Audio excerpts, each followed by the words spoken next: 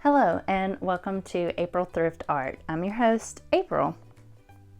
As you can tell in this video, we are jumping straight into my drawing. I had previously watched a gouache painting tutorial by Visual Mind, and I loved her night scene so much that I wanted to try it for myself. But I kept imagining a sleeping fox in this picture. So I went through and I decided that I was going to create this, but I don't have gouache and I love Procreate. So I decided to make it using the Procreate app. One of the things that I loved about this image was it reminded me of a children's storybook. It was kind of magical and I just loved all the colors that it involves here. Here I'm going through marking up the trees, giving them a little bit of detail. I love this part of it. It's very kind of meditative for me, just going through and making the little lines. I also chose to do this kind of dark, or I guess lighter brown color, so that the trees can kind of stand out a little bit more. And at this point, I'm going to start layering in, like literally using Procreate layers, to layer in the grass, the leaves, the foliage behind it so that you get this more 3D kind of view going on.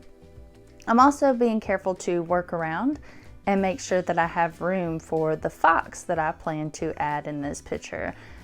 I don't know why a fox came to my mind. Maybe it's because I thought the reddish orange color would stand out or look great.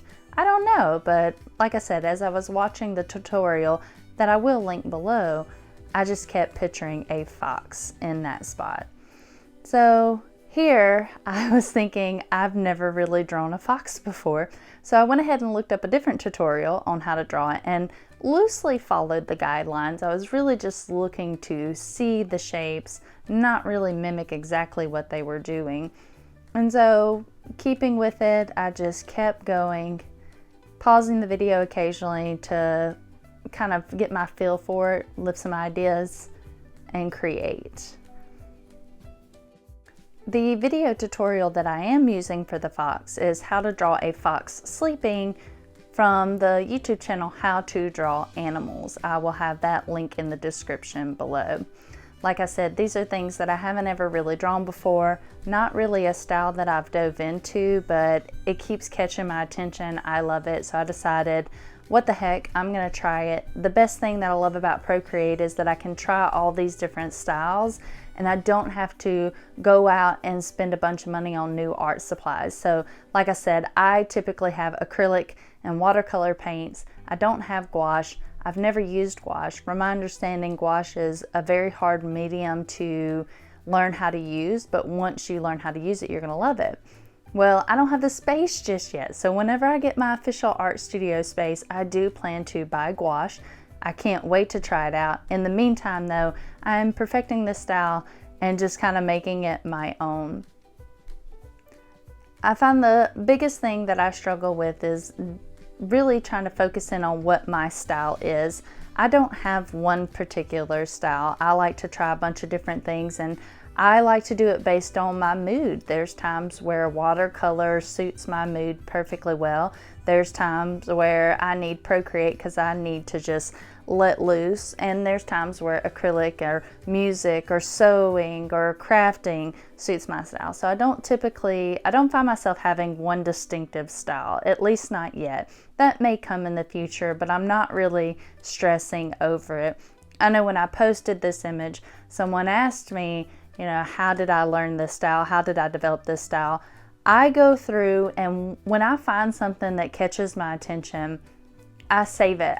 Whether it's a picture of it, an image like a printout from a magazine or whatever, or even a children's book, I will save it. And then I study it later to find out what is it that actually caught my eye? What do I love about it? What do I want to try to learn so that I can do that too, just in a different way?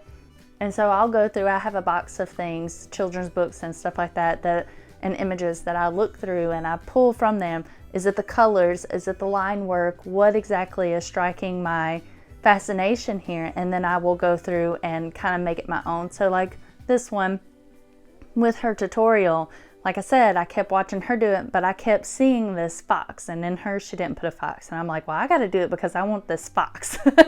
And I'd never drawn a fox before, but it was a great first time. It was a great learning experience, and this was just so much fun. One thing that I did decide in the future, and I did later on in some other drawings, is instead of making my own border around it, I draw the image widescreen and then I shrink the image down to make that white border instead of erasing. Well, thank you so much for watching this video. I hope you enjoyed it. Y'all have a great day. Bye.